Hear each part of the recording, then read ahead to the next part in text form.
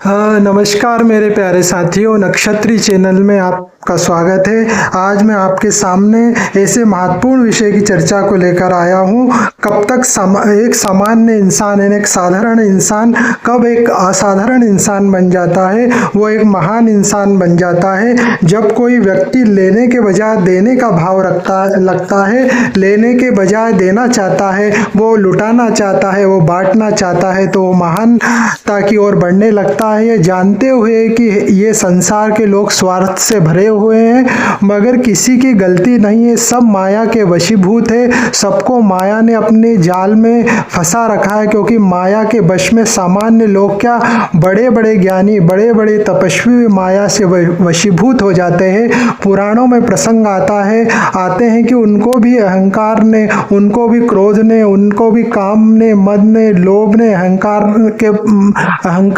ने वशीभूत कर लिया है। माया किसी को काम के पाश में बांध लेती है, किसी को क्रोध के पाश में बांधती है, किसी को लोभ के, किसी को अहंकार के। सब व्यक्तियों को माया ने अपने पाश में जकड़ रखा है। भगवान श्री कृष्ण ने भी गीता में कहा है कि मेरी माया अति दुष्कर है। स्वर्ग का राजा इंद्र और ब्रह्मा आदि देवता भी श्री हरि की माया से वशीभूत हो जाते हैं। तो जो सामान्य मनुष्य है, उनका तो कहना है क्या करे, उनको तो ये परेशान करती ही है। भगवान श्री कृष्ण गीता में कहते हैं कि सर्व धर्म परित्यज्यते यो माम एकम शरणम मम, अर्थात सभी कर्तव्यों को त्याग करके तू मेरी शरण आ जा।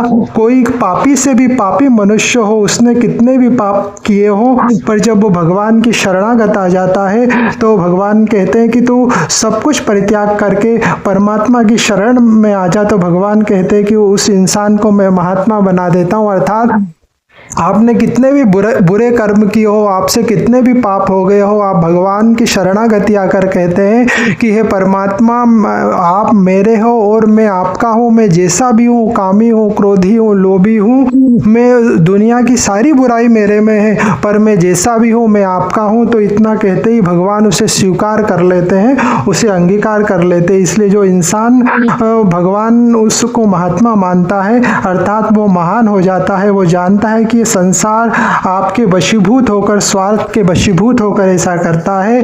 आज जो लोग तुम्हें माला पहना रहे हैं, वो आज जो तुम्हें सम्मान दे रहे हैं, तुम्हारी जय जयकार कर रहे हैं, वो वही लोग कल तुम्हें गालियां देंगे, तुम्हारा अपमान करेंगे, तुम्हारी निंदा करेंगे। इसलिए दुनिया के लोगों पर कभी मत जाना, उनके मत पर कभी मत जाना, क्योंकि आज जो प्रशंसा कर रहे हैं वो कल तुम्हारी निंदा करेंगे, आज जो तुमको सम्मान दे रहे हैं वो अपमान करेंगे। इसलिए जो महान व्यक्ति है इन मतों से विचलित नहीं होता।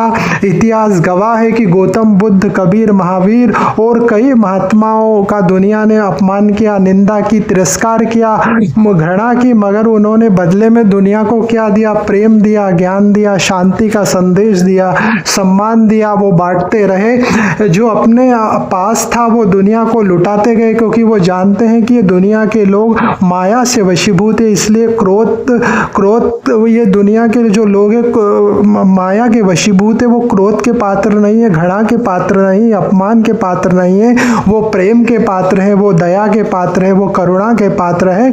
इसलिए महापुरुषों ने चाहे कोई भी अच्छा इंसान हो या ना हो, सबको स्वीकार किया है, उन्हें प्रेम दिया है, उनको ज्ञान लुटाया है।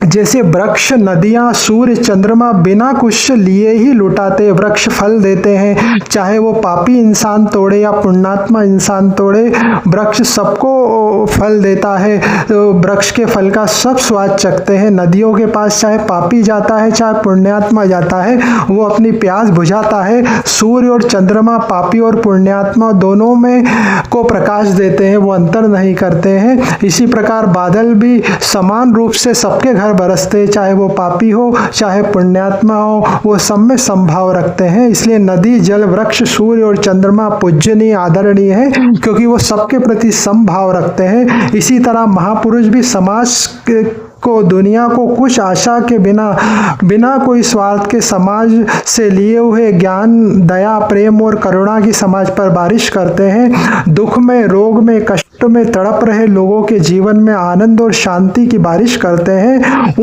उस विचारों की बारिश में भीगकर उनका बेचैन मन शांत हो जाता है, शांति को पाता है और आपके विचारों से, आपके कुछ शब्दों से दुख में डूबा हुआ व्यक्ति यदि मुस्कुरा देता है तो ये बहुत पुण्य का काम है ना। कुछ आपने कहा, किसी से 2 शब्द बोल दिए, कोई विचार दे दिया और उस कोई व्यक्ति दुख में डूबा है और आपके विचार के कारण, आपके शब्द के कारण उसके चेहरे पे खुशी आ जाती है, तो एक बहुत बड़ा पुण्य का काम है। ये ज्ञान के माध्यम से, विचारों के माध्यम से समाज की सेवा है और शास्त्र कहते हैं कि सेवा के समान कोई धर्म नहीं है। सेवा सही धर्म नहीं भाई।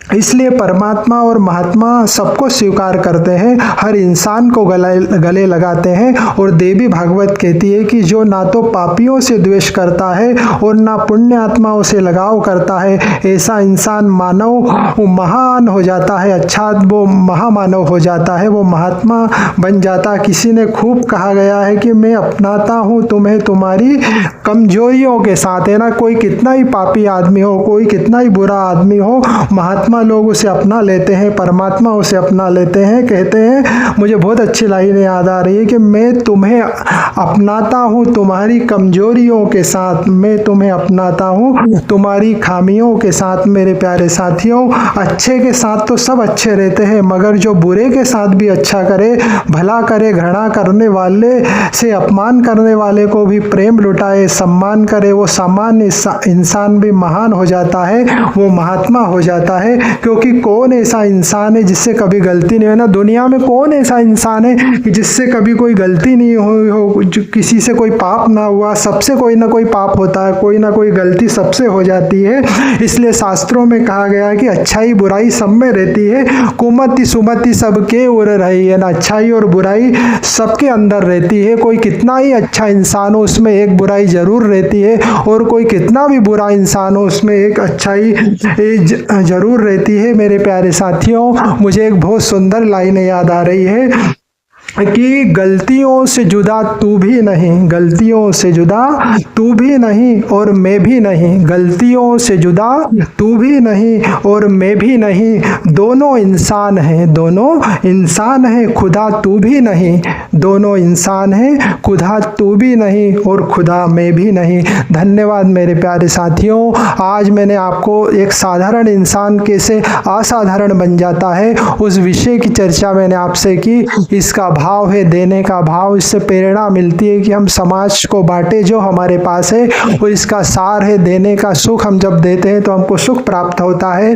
धन्यवाद मेरे प्यारे साथियों। हमारे नक्षत्री चैनल को अधिक से अधिक सब्सक्राइब करें, लाइक करें, शेयर करें, ताकि ये ज्ञान अधिक से अधिक लोगों तक पहुंचाकर अपने पुण्य के अकाउंट का बैलेंस बढ़ाएं, क्योंकि ज्ञान का दान महादान। धन्यवाद मेरे प्यारे साथियों।